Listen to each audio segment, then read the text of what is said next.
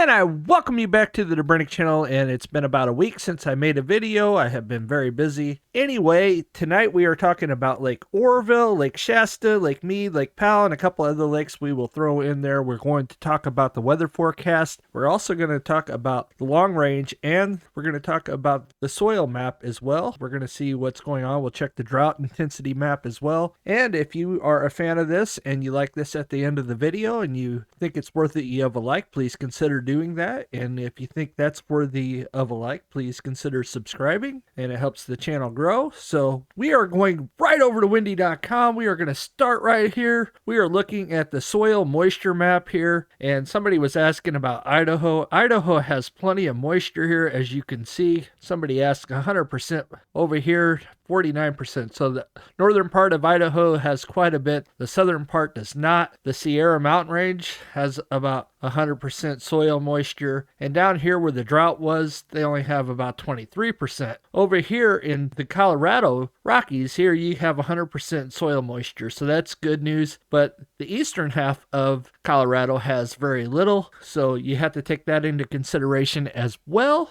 And this over here is not looking very well at all, right in between here. So a little patch right by Salt Lake City to the east of Salt Lake City. So you have that going on, and they actually have a decent snow here in the Colorado. So that's fantastic news. Let's go check the drought monitoring and see what is going on. Here is your drought intensity. You can see California is still under a drought here. And right here, this is good news for the Colorado. They're actually getting quite a bit of snow this year. It's fantastic news. However, it will not be enough to refill Lake Mead as it continues to fall, and I'll be showing you that here in a bit. And then California here, as we scoot in by Lake Oroville, you can see they're still in the drought area. Yuba City down here, Sacramento, and then we scoot in a little closer here. You can see all this right here is in quite a bit of drought. Now over in the Sierra is not as bad, and you can see over here in the Colorado is not near as bad. Up here where Idaho is, you can see that some of it over by Boise's in some drought, and then over here is drought. Up here not near as bad. So that's what we got going on there. Now we are going to go check out the new rain accumulation and see what is coming down the pike here. As we roll in here to California and Colorado, you can see that it's got some precipitation that's going to possibly coming down here in Bakersfield. I have viewer down there. Hello. 0.44, and then up here 0.87, and then up here by Lake Oroville you have a quarter-inch of rain precipitation coming to that area. We come up to Mount Shasta itself, about another quarter-inch just the next 3 days. We'll see if this increases any. Not so much the next 10 days. It does increase quite a bit, especially over here at Mount Shasta. They're getting 0.8.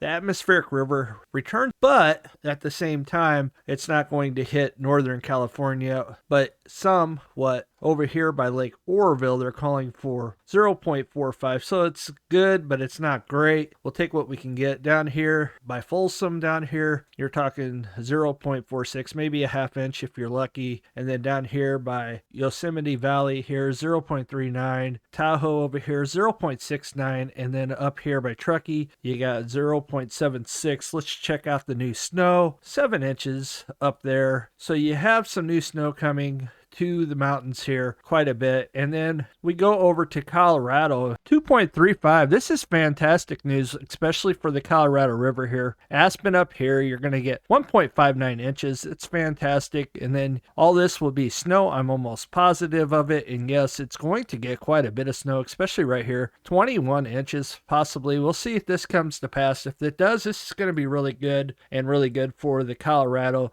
They're having a better year this year than what they had been in the past, so that's good news. But the bad news is Lake Powell is extremely low, so it's going to take a lot of snow to refill those reservoirs completely back up. Not going to say it's impossible, and I'm not saying it will never happen again, because I know it will eventually, because weather is a cycle, and eventually it will. So 10 inches up here, you got quite a bit. Not as much up here at the beginning of the Green River, 2.2, and then you could see along here, the west coast. You can see in Oregon here, in Washington up here by Yakima, 1.5, but to the west of it, 25 in the high mountains there. So good news there. We have a lot. Let's see if the GFS disagrees, and not really. They're still calling for a big bullseye right here, 22, and then up here, a little less snow over here. Let's see what their rain accumulation is there. About the same there. So there you have that. You can see that Kentucky over here, the whole state doggone is going to get pelted, and they just got a big rain the other day. So, and if I'm not mistaken, the majority of that's coming in the next 3 to 5 days here. So I'll be back with this on the Ohio River and be talking about this coming up, because this is going to cause flooding. They just had a storm come through there, so we'll be keeping an eye on that as well. So any viewers that are interested in that, please comment down below and let me know if you're interested in that, and I will start following that. That's how my channel initially started. I started talking about the Great Flood in 2017. That was one of my first videos. So we will continue to monitor the Ohio River, which I live in Illinois, so I don't have a problem doing that as well. So let's roll over to Lake Oroville and see what is going on over there. Here we are at Lake Oroville water level, and the water level at Lake Oroville is 749.10 feet MSL. Monday, February 21st, 2022 at 2 p.m. The level is 150.90 feet below full pool of 900, and this thing actually is on the increase, 0.26, and that is what's going on there. We'll check out the inflows and outflows here in a minute. First, I want to go over to Lake Shasta and see what is going on over at Lake Shasta. Lake Shasta water level. The water level at Lake Shasta is 937.54 feet MSL. Monday, February 21st, 2022 at 1 p.m. The level is 129.46 feet below full pool of 1,067. Changes since yesterday, 0.2 feet. And we are going to go and see what the inflows are compared to the outflows. And these should be fairly similar here. Lake Oroville should be fairly close as well. So let's check that out now. The Shasta outflows currently are 2,644. Your inflows are 1,962. Percentage of capacity is 37%. We go down to Oroville. Your inflows are 3,821. Your outflows are 2,620. That's why you're getting an increase. The thing's up to 47% capacity. We'll check Folsom out as well. 54% capacity. This thing continues to fall. Your water level's 420.27 feet MSL, and your inflows are 1,022 and your outflows are 1,158, so they're going to keep on falling. Trinity Lake is 32% of capacity. Your outflows are 446, your inflows are 884, and your water level currently is 2,228.79 feet MSL. And we are going to roll over to Lake Powell and see what is going on there. Lake Powell water level is 3,528.28 feet MSL. Sunday, February 20th, 2022 at 12 a.m. The level is 171.72 feet below full pool of 3,700. Continues to drop another 0.13 out of the reservoir. Where will this end up before we finally start seeing some increases? Generally, it doesn't happen till May,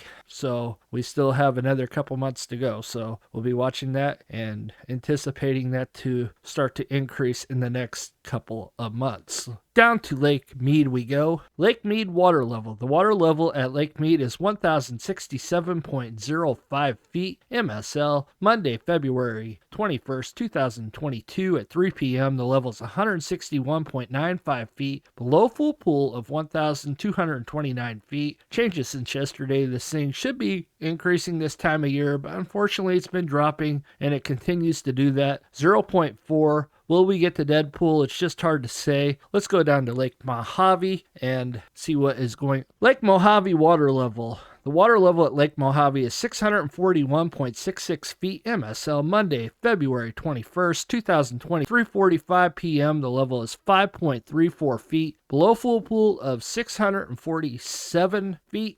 Changes since yesterday, down 0.18 feet. We will go down to Lake Havasu, and this will be our final stop for this evening. Lake Havasu water level. The water level at Lake Havasu is currently 447.42 feet MSL. Monday, February 21st, 2022 at 3 p.m. The level is 2.42 feet above full pool of 445. Changes since yesterday. They are letting water out 0.07 feet. And I want to check the long range real quick, and that'll be the end of the video. Here is your long range forecast, and this is 1 month forecast. So this is February through March. They're saying that this is going to be above normal, and this here is going to be an equal chance. The Ohio River, the state of Indiana, all these are going to be above normal, so we'll have to be watching for Mississippi, Ohio River flooding there. And then your 3-month forecast is going to be an equal chance of normal precipitation here. You're going to be above normal here, and you're going to be above normal here in